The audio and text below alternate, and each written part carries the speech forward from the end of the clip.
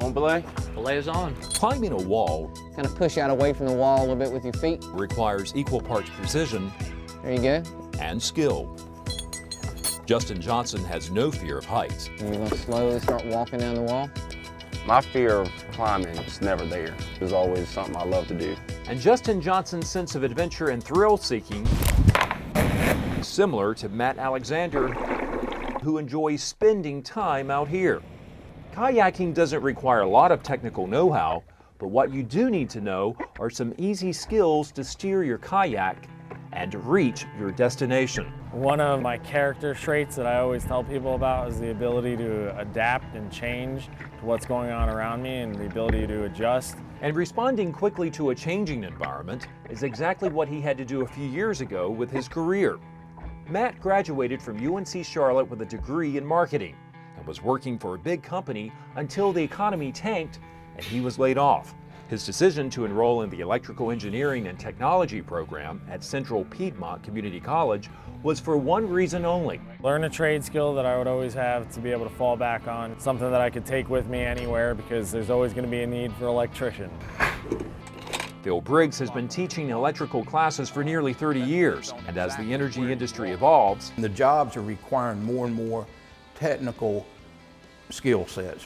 unlike so many industries where jobs have been outsourced to other countries, You can build a machine somewhere else and get it into this country, but an electrician is going to have to be the person that goes in and hooks it up and keeps it running. while enrolled in the electrical technology program, Matt learned about the emerging solar energy industry. We want to have the most optimum exposure to the sun. The growth of this industry is also creating lots of well-paying jobs. Typically an entry-level position anywhere from $12 to $14 starting out. After completing a 2-year program at a community college and getting a few years of experience in the field, Briggs says a person's income could more than double. We've got people that are making $28, $30 an hour. They got the knowledge, they went out and worked and learned, so salary ranges are actually pretty good. When Matt graduated from CPCC, he started working with Sun Energy One, a Mooresville company that has completed several solar energy projects across North Carolina, including these solar panels which provide 1/5 of the power needed for Biltmore and Asheville. And this solar panel farm in Washington, North Carolina, which generates power for more than 500 homes.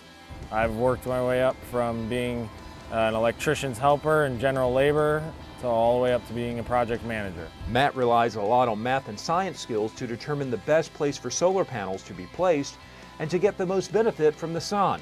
With the classes that I took at Central Piedmont, it gave me the skills and things that I need to be able to help work on system design and know how to put it together properly. Standard test.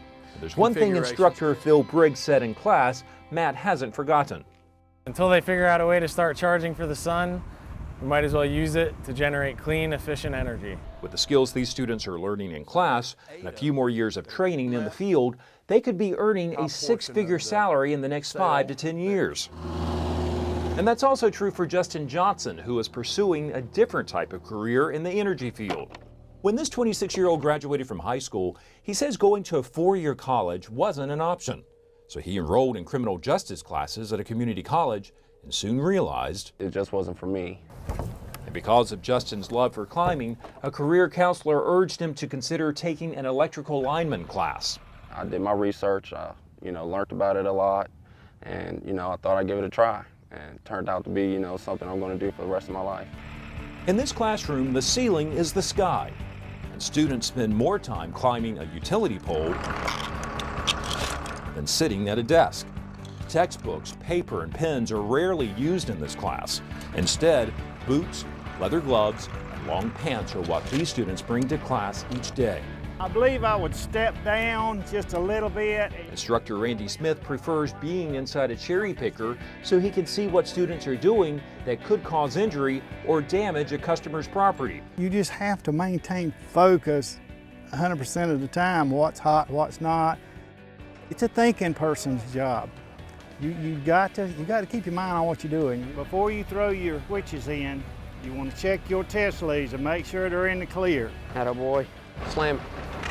The students in this class are learning more than simply climbing electric poles. They're also learning how to pay attention to the workers on the ground, and today they're stringing electric lines up to this transformer box. When they graduate from this program, most of these students will be able to find employment with a utility company, making upwards of $30,000. In just 8 weeks, Justin completed the class, and he knows what to do to finish a job while also preventing himself and his co-workers from getting injured or worse. If one of your co-workers is in a predicament where they're on the power pole or they're in a ditch, you know, trapped under dirt, you know, you need to know the procedures, precautions on how to get him out safely. And I mean, that's one thing they will definitely teach you at Stanley Community College. Whether he's up here or on the ground, each new skill Justin learns is helping him take home more responsibility and take home more pay. A journey lineman would be making probably $35 to $40 an hour. And if you're getting 15, 20 hours of overtime on top of your 40 regular, yes, you can hit that 6 figures. For Matt Alexander, losing his marketing job and going back to community college to learn a new trade turned out to be a good thing, because what he learned a few years ago is helping to steer his career in another direction. This is where I want to be, and that I've got a future for my wife and my family.